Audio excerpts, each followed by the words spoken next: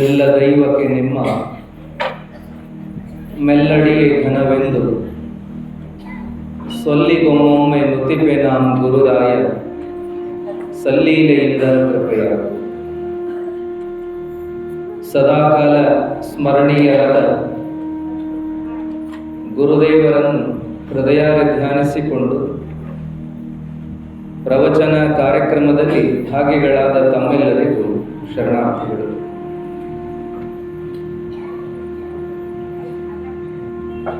ಶರಣರ ಮಹಿಮೆಗಳನ್ನು ನಾವು ಕೇಳ್ತಾ ನಡೆದಿದ್ದೀವಿ.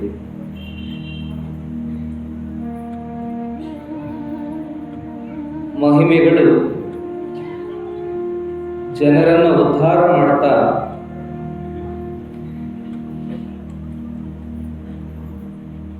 ನಡೆದಿರುವಂಥ ವಿಚಾರಗಳನ್ನು ನೀವೆಲ್ಲ ನೋಡ್ತಾ ಇದ್ದೀರಿ.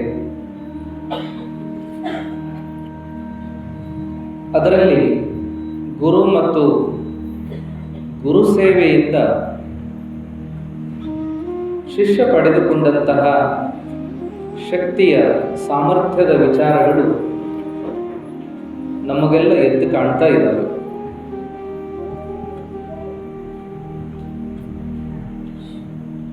ಧರ್ಮಾನುಷ್ಠಾನದಿಂದ, ದೇವರ ಆರಾಧನೆಯಿಂದ, ಗುರು ಸೇವೆಯಿಂದ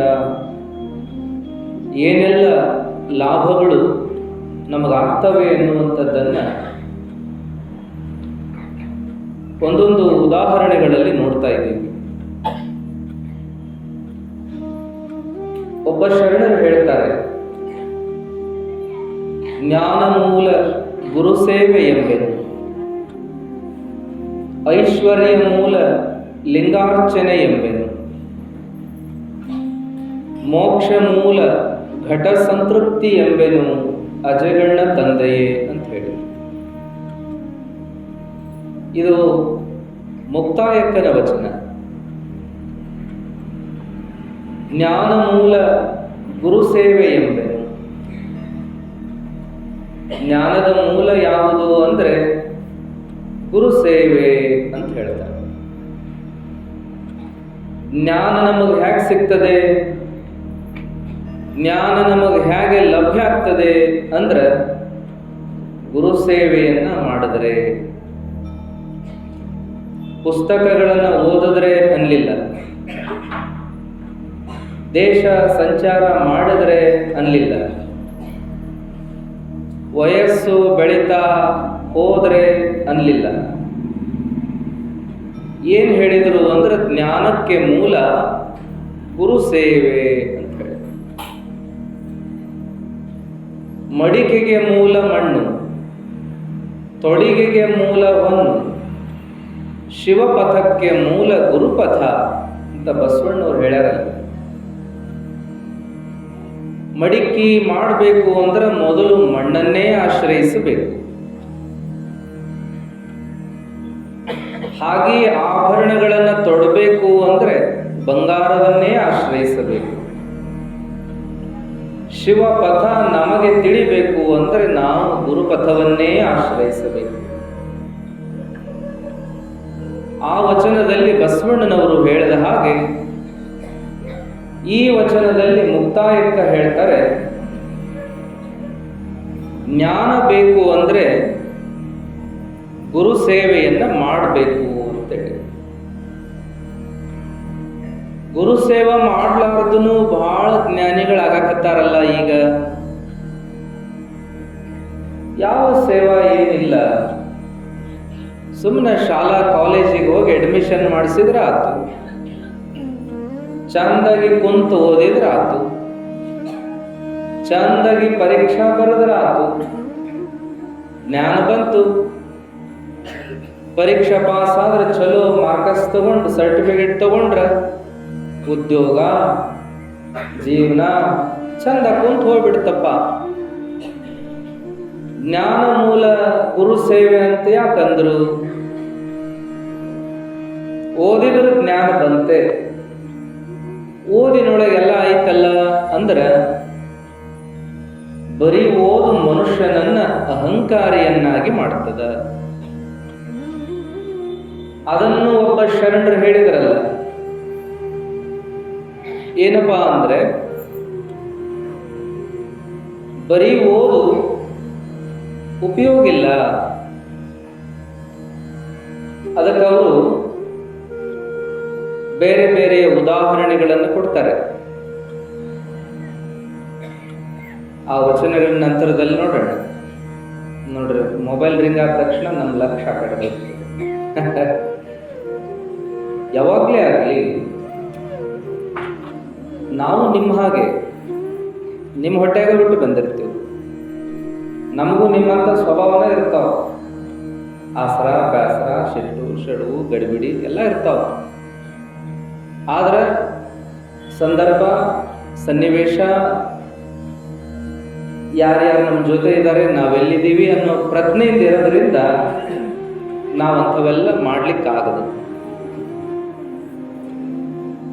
ಪ್ರಜ್ಞೆ ಅನ್ನೋದು ಎಲ್ಲರಿಗೂ ಬಹಳ ಅವಶ್ಯ ಇದೆ. ಎಲ್ಲ ಗುಣಗಳು ಎಲ್ಲರಿಗೂ ಇರ್ತವೆ.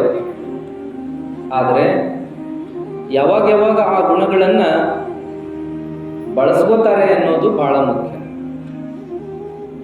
ಎಲ್ಲ ವಸ್ತುಗಳು ಎಲ್ಲ ಕಡೆ ಇರ್ತಾವೆ, ಯಾವಾಗ ಉಪಯೋಗ ಮಾಡ್ತಾರೆ ಅನ್ನೋದು ಬಹಳ ಮುಖ್ಯ. ಅದಕ್ಕೆ ನಾವು ಸ್ವಲ್ಪ ಜಾಗೃತರಾಗಬೇಕು. ಸಾಮಾನ್ಯವಾಗಿ ಪ್ರಪಂಚಿಕರನ್ನು ನಾವು ನೋಡಿದಂಗೆ ಎಲ್ಲರೂ ಬಹಳ ಗಡಿಬಿಡಿ ಮಾಡ್ಕೋತಾರೆ, ಲಕ್ಷ್ಯ ಇರೋದಿಲ್ಲ. ಅದಕ್ಕೆ ಕಣ್ಸನ್ನೆ, ಕೈಸನ್ನೆ, ಬಾಯ್ಸನ್ನೆ ಹೀಗೆಲ್ಲ ಅಂತಿರ್ತಾರೆ. ಒಟ್ಟ ಸನ್ನಿನ ಇಲ್ಲ ಮರ ಅಂತಿರ್ತಾರೆ. ಸನ್ನಿನ ಇಲ್ಲ ಅಂದ್ರೆ ತಿಳ್ಕೊಳಂಗೇ ಇಲ್ಲ ಅಂತ. ಕಣ್ಸನ್ನೆ ಕೈಸನ್ನೆ ಅಲ್ಲ, ಬಾಯಿ ಬಿಟ್ಟು ಹೇಳಿದ್ರೆ ತಿಳಿಯಂಗಿಲ್ಲ ಅವಂಗ, ಇನ್ನೇನು ಸನ್ನೆ ಅವಂಗ. ಪ್ರಪಂಚಿಕರಿಗೆ ಅನುಭವ ಬಹಳ ಇರಬೇಕು. ನಮಗೇನು ಬಿಡ್ರಿ ನಡೀತದ, ನಿಮಗ ಪ್ರಪಂಚದೊಳಗೆ ಸಾಕಷ್ಟು ಅನುಭವ. ಸಹನೆ, ಸಮಾಧಾನ, ಎಲ್ಲ ಜವಾಬ್ದಾರಿ ಹೊರುವುದು, ಎಲ್ಲವನ್ನು ನಿಭಾಯಿಸುವುದು, ಎಲ್ಲರ ಜೋಡಿನ ಹೆಜ್ಜೆ ಹಾಕುವುದು, ಇವೆಲ್ಲವನ್ನ ನೀವು ಮಾಡಿಕೊಂಡೇ ಜೀವನ ಮಾಡ್ತಿರ್ತೀರಿ. ನಿಮ್ಮೊಳಗ ಸಹನೆ, ತಾಳ್ಮೆ, ಸಮಾಧಾನ, ಎಚ್ಚರಿಕೆ, ಪ್ರಜ್ಞೆ ಮತ್ತು ಸಹಕಾರ, ಸಹಾನುಭೂತಿ ಇವೆಲ್ಲ ನಿಮಗೆ ಹೆಚ್ಚಬೇಕು. ಯಾಕಂದ್ರೆ ನೀವು ಪ್ರಪಂಚ ಮಾಡ್ತಾ ಇರೋದು, ಅಲ್ಲಿ ಹೊಂದಾಣಿಕೆ ಅನ್ನೋದು ಬಹಳ ಅವಶ್ಯಕ. ಪರಮಾರ್ಥಕ್ಕೆ ಏನದ ಹೇಳ್ರಿ, ಇಲ್ಲೇನು ಹೊಂದಾಣಿಕೆ ಪ್ರಶ್ನೆನೇ ಇಲ್ಲ. ಹಂಗಾಗಿ ಮೊದಲಿನ ಎಲ್ಲ ಗುರುಗಳು ಸಿಡಿಮಿಡಿನೇ ಇರ್ತಿದ್ರು. ನಡಿ ಆಗ್ಬಿಡ್ತಿದ್ದಾರೆ. ಬಂದು ನೋಡಿ ಪಿಶಾಚಿ ದಾಂಡ ನಡ್ರಿ ಅತ್ತಾಗಂತಿದ್ರು. ಉದ್ಯೋಗ ಇಲ್ಲ ನಡ್ರಿ ಮನೆಗೆ ಹತ್ತಿದ್ರು. ಯಾರನ್ನೂ ಹಚ್ಕೊಳತ್ತಿರ್ಲಿಲ್ಲ ಅವಾಗಿನವರು. ಆಮೇಲೆ ಏನಪ್ಪಾ ಅಂದ್ರೆ ಏನಾದ್ರು ಕೊಡ್ತೀವಿ ತಗೊಳ್ರಿ ಮಾಡ್ರಿ ಅಂದ್ರೆ ಬೇಡ ಅಂತಿದ್ರು ಅವರು. ಎಲ್ಲಿದೇನ್ ಮಾಡೋರು, ನಡ್ರಿ ನೀವ ಇಟ್ಕೊಂಡು ಜೀವನ ಮಾಡ್ರಿ ಅದನ್ನ ಅಂತಿದ್ರು ಅವರು. ಅವಾಗಿನ ಸಾಧು ಸಂತರು ಬಹಳ ಶಿಟ್ನೆಯವರು. ಅವರು ತಪಸ್ವಿಗಳ ಕರೆ, ಆದ್ರೆ ಶಿಟ್ಟು ಮಾತ್ರ ಬಹಳ ಇರ್ತಿತ್ತು. ಕಥೆ ಓದುವಾಗ ಇಂಥವೆಲ್ಲ ನೋಡಿ ನಾವು ಕೇಳ್ತಿದ್ದೆವು ಗುರುಗಳಿಗೆ, ಮತ್ತು ಅಲ್ರಿ ಇವರೆಲ್ಲ ಸಾಧನ ಮಾಡೋರು, ಇವ್ರಿಗಿಷ್ಟು ಶಿಟ್ಟು ಯಾಕಂತ. ಬೈದ ಬಿಡೋರು, ಬಡ್ದ ಬಿಡೋರು, ಅಂದ ಬಿಡೋರು, ಬಾಯಿಗೆ ಬಂದ ಶಬ್ದ ಹೊಸಿ ಹೊಕ್ಕಿದ್ದಿಲ್ಲ, ಶಾಪನ ಬಿಡೋರು, ಸಿಟ್ಟು ಮಾಡ್ಕೊಂಡ ಹೋಗ್ಬಿಡೋರು. ಹಿಂಗೆಲ್ಲ ಯಾಕೆ ಅವರು ಮಾಡ್ತಿದ್ರು, ಸಾಧನ ಮಾಡ್ತಿದ್ರು ಅಂದಮೇಲೆ ಸಮಾಧಾನ ಇರ್ಬೇಕಾಗಿತ್ತಲ್ಲ ಅವರು ಅಂದ್ರೆ ಅವ್ರು ಹೇಳಿದ್ರು, ಏನಿಲ್ಲ ಹುಟ್ಟಿದೆಲ್ಲ ಮನುಷ್ಯರಿಗೂ ಕಾಮಕ್ರೋಧಿರುವ ಇವೆಲ್ಲ ತಪಸ್ಸು ಮಾಡೋರು ಸನ್ಯಾಸಿಗಳು ಕಾಮವನ್ನು ಗೆದ್ದ ಕಾರಣಕ್ಕೆ ಕ್ರೋಧವನ್ನ ಅವ್ರು ಗೆದೆಯಕ್ಕಾಗಲಿಲ್ಲ. ಒಂದೇದ್ ಗೆದ್ರು, ಎರಡನೇದ್ ಗೆದ್ದಕ್ಕಾಗಲಿ. ಸಿಟ್ ಹಂಗಾಗಿ ಅವರಿಗೆ ಮುನಿಗಳು ಅಂತ ಕರೀತಿದ್ರು. ಮುನಿ ಅಂದ್ರೆ ಸಿಟ್ಟ, ಅವ್ರಿಗೇನಂತಿದ್ದಾರೆ ಮುನಿಗಳು. ಈಗ ಆ ಶಬ್ದವನ್ನು ನಾವು ಬರೀ ಜೈನ ಸ್ವಾಮಿಗಳಲ್ಲಷ್ಟ ನೋಡ್ತೀವಿ. ತರುಣ ಸಾಗರ ಮುನಿ ಮಹಾರಾಜ್, ಗುಣಸಾಗರ ಮುನಿ ಮಹಾರಾಜ್, ಮುನಿ ಅಂತ ಅವರಟ್ಟ ಬಳಸೋದು. ಮುನಿ ಅಂದ್ರೆ ಸಿಟ್ಟು ಅಂತಲೇ. ಹಾಗಾಗಿ ಅವರಿಗೆ ಸಿಟ್ಟು ಬಹಳ. ಯಾಕಂದ್ರೆ ಹೊಂದಾಣಿಕೆ ಮಾಡ್ಕೊಳ್ಳೋ ಪ್ರಶ್ನೆನೇ ಇಲ್ಲ. ಹೊಂದಾಣಿಕೆ ಮಾಡ್ಕೊಂಡು ನಾ ಏನು ಪ್ರಪಂಚ ಮಾಡೋದೈತೆ ಅಂತಿದ್ರು ಅವರು. ಸಹಜ ಸರಳ ಇದ್ದು ಬಿಡ್ತಿದ್ರು ಅವರು. ಎಲ್ಲರ ಜೊತೆಗೆ ಹೆಂಗೆ ಇರ್ಬೇಕು ಅನಿಸ್ತಿತ್ತೋ ಹಂಗಿರ್ತಿದ್ರು ಅವರು. ಏನು ಇದಕ್ಕೆ ಹೇಳ್ತಾ ಇದ್ದೀವಿ ಅಂದರೆ, ಪ್ರಪಂಚಿಕರು ಸ್ವಲ್ಪ ಜಾಗೃತರಾಗಿರಬೇಕು ಅಂತ. ಎಷ್ಟೆಷ್ಟು ವರ್ಷ ಪ್ರಪಂಚ ಮಾಡಿ ಮತ್ತು ನಮಗೆ ಅದು ತಿಳಿಯಬಲ್ದು ಸೂಕ್ಷ್ಮತಾ ಅಂದ್ರೆ ಪ್ರಪಂಚ ಮಾಡಿ ಏನು ಪ್ರಯೋಜನ ಅಂತ. ಹೊಲ ಮಾಡ್ಕೊಂಡಿವಿ ಖರೆ ಹೊಟ್ಟೆ ತುಂಬೋದು ಅಂದ್ರೆ ಏನು ಪ್ರಯೋಜನ, ದನ ಕಟ್ಟಿ ಹಾಲ ಉಣ್ಣಾಕ ಆಗೋದು ಅಂದ್ರೆ ಏನು ಪ್ರಯೋಜನ ಅಂತ ಒಂದೊಂದು ಕಡೆ ಕೇಳ್ತಾರೆ ಮಹಾತ್ಮರು. ಹಂಗ ಪ್ರಪಂಚ ಮಾಡಿ ನಮಗೆ ಅನುಭವನ ಬರಲಿಲ್ಲ ಅಂದ್ರೆ ಏನು ಪ್ರಯೋಜನ. ನಾವೆಲ್ಲರೂ ಎದಕ್ಕೆ ಕೇಳ್ತೀವಿ ಅದಕ್ಕೆ ಹೇಳ್ತೀವಿ ಅಂದಾಗ ನಾವು ಜಾಗೃತವಾಗಿ ಜೀವನ ಮಾಡೋದಕ್ಕೆ. ನಾವು ಎಷ್ಟು ಸೂಕ್ಷ್ಮ ಅದೀವಿ ಅನ್ನೋದಕ್ಕೆ ಒಂದೊಂದು ವಿಷಯದಲ್ಲಿ ನೋಡ್ಬೇಕು. ಎಲ್ಲಿ ನಾವು ಅತಿ ಸೂಕ್ಷ್ಮ ಆಗಿರ್ತೀವಿ ಅಂದ್ರೆ ಅವ ನೋಡ ಹಿಂಗೆ ಮಾಡ್ತಾನ, ಆಕೆ ನೋಡ ಆಕೆ ಹಿಂಗೆ ಹೇಳಿದ್ಲು, ನಾ ಹೇಳಿಲ್ಲ ಅವ್ರಿಗೆ ಹಿಂಗೈತೆ ಅಂತ ಹೇಳಿಲ್ಲ. ಸಂಬಂಧಗಳನ್ನು ಕಟ್ಟುವ ವಿಷಯದಾಗ, ತಪ್ಪು ಕಲ್ಪನೆಗಳನ್ನು ಮಾಡೋ ವಿಷಯದಾಗ, ಅಪವಾದಗಳನ್ನು ಕೊಡೋ ವಿಷಯದಾಗ ಮಾತ್ರ ನಾವು ಭಾಳ ಜಾಣ್ರು. ನಮ್ಮ ಕಿವಿಗೇನು ಬಿದ್ದಿರಂಗಿಲ್ಲ, ಅಂಥದ್ದನ್ನು ನಾವು ಹುಟ್ಟಿಸಿ ಇನ್ನೊಬ್ರಿಗೆ ಹೇಳೇ ಬಿಡ್ತೀವಿ. ಪ್ರಪಂಚಿಕರಲ್ಲಿ ಇಂಥದ್ದು ಬಹಳ. ಹೀಗೆಲ್ಲ ಆಗಬಾರ್ದು. ಅನುಭವ ನಮಗೆ ಬರಬೇಕು ಜೀವನದಾಗ. ನಾವು ಕಣ್ಸನ್ನೆ ಕೈಸನ್ನೆ ತಿಳ್ಕೊಳ್ಳಾರ್ದವ್ರು ಮತ್ತೊಬ್ಬರ ಬಗ್ಗೆ ಏನೇನೋ ತಿಳ್ಕೊಂಡ್ಬಿಟ್ಟಿರ್ತೀವಿ, ಇಲ್ಲದ್ದೆಲ್ಲ ತಿಳ್ಕೊಂಡಿರ್ತೀವಿ.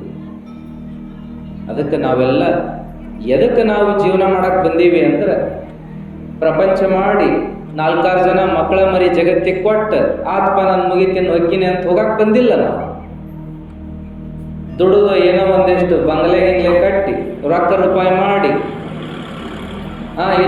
ಇರುವಷ್ಟು ದಿನ ತಿಂದು ಉಂಡು ಮಸ್ತಾಗಿದ್ದು ಹೋಗ್ಬಿಡಕ್ಕೆ ಬಂದಿಲ್ಲ. ನಾವು ಇದನ್ನು ಮಾಡಕ್ಕೆ ನಿನ್ನೆದ ಕಳಿಸ್ಬೇಕಾಗಿತ್ತು ಜಗತ್ತಿಗೆ ಅಂತ ದೇವರು. ಅದ್ಭುತವಾದಂತಹ ಜಗತ್ತನ್ನು ನಾ ನಿರ್ಮಾಣ ಮಾಡೀನಿ, ನೀ ಏನು ಮಾಡಿ ಇದನ್ನು ಕೇಳಿವ ಅದನ್ನು ಕೇಳಿವ ಅದನ್ನು ಕಟ್ಟಿ ಇದನ್ನು ಕಟ್ಟಿ ಇದ್ದದ್ರಾಗ ಗುದ್ದಾಡಿದ್ ನೀ ಏನು ಮಾಡೋದು, ಇದಕ್ಕಾಗಿ ನಿನ್ನನ್ನು ಕಳಿಸಿಲ್ಲ ಅಂತ ದೇವರು. ಚಂದಾಗಿ ಬದುಕಿ ಬಾ ಅಂತ ಕಳಿಸ್ಯಾನಂತ.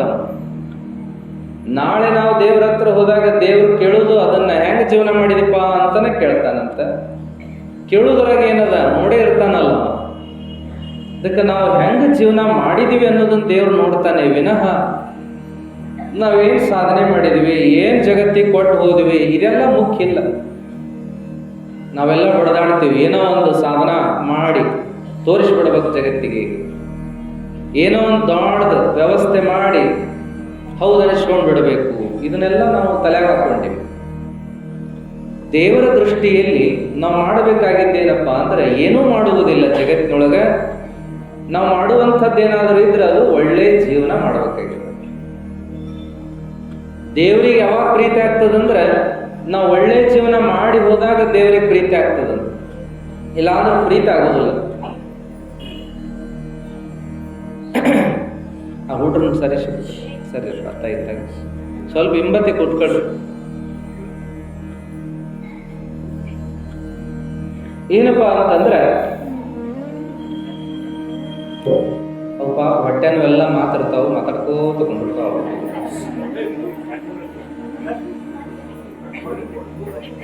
ಆ ದೂರ ಕುಂಡ್ರಿಸಿ ಅವ್ರು ಮೊದಲ ಕುಂಡ್ರಿಸ್ಬೇಡ.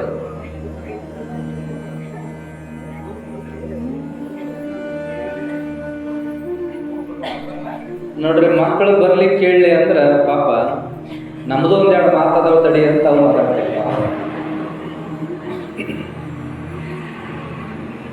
ಪ್ರಪಂಚಕ್ಕೆ ನಾವು ಬಂದಿರೋದು ಎದಕ್ಕಪ್ಪ ಅಂದ್ರೆ ಸಂಸ್ಕಾರ ಪಡ್ಕೊಳ್ಳೋದಕ್ಕೆ, ಒಳ್ಳೆ ಜೀವನ ಮಾಡಿ ಹೋಗೋದಕ್ಕೆ ನಾವು ಬಂದೀವಿ ಅನ್ನೋದು ಯಾರಿಗೂ ಅರ್ಥ ಆಗುತ್ತೆ. ಶಾಲೆಗೆ ಕಳಿಸುವಾಗ ಬಹಳ ತ್ರಾಸ ಅನಿಸಿದಂಥ ಮಕ್ಕಳು ಶಾಲೆಗೆ ಹೋಗಬೇಕನ್ನ ನಾವಲ್ಲಿ ಅಂತಿರ್ತಾವ, ಅಳ್ತಿರ್ತಾವ. ಒಮ್ಮೆ ವಿಚಾರ ಮಾಡಿದಾಗ ಹೌದು ಅನಿಸ್ತದೆ, ಈ ಶಾಲೆಯರು ಎದಕ್ಕೆ ಬೇಕಾಗಿತ್ತಪ್ಪ ಅಂತ. ಅತ್ಯಂತ ಬಂಧನಕಾರಿ, ಜೈಲಿಗೆ ಹೋಗೋದು ಬೇಡ, ಈ ಶಾಲೆಗೆ ಹೋಗೋದು ಬೇಡ ಅನ್ನಂಗಾಗಿರ್ತಾವ ಮಕ್ಕಳಿಗೆ. ಕೆಲವು ಮಕ್ಕಳಿಗೆ ಏನೇನೋ ಚೌಕಟ್ಟಿನೊಳಗೆ ಮಕ್ಕಳನ್ನು ಬೆಳೆಸ್ಬೇಕಂತ ಈ ವ್ಯವಸ್ಥೆ ತಂದ್ರೆ, ಆದ್ರೆ ಇದು ಬಹಳ ದೊಡ್ಡ ಬಂಧನಕಾರಿಯಾಗಿದೆ. ನಾವೆಲ್ಲ ಏನಪ್ಪಾ ಅಂದ್ರೆ ಜೀವನ ತಿಳ್ಕೊಳ್ಬೇಕಾದವರು ದುಃಖ ತಿಳ್ಕೋತ ಹೊಂಟಿವಿ. ಆ ಬುಕ್ ತಿಳ್ಕೊಂಡ್ವಿ, ಈ ಬುಕ್ ತಿಳ್ಕೊಂಡ್ವಿ, ಜೀವನನ ತಿಳ್ಕೊಳ್ಳಿಲ್ಲ.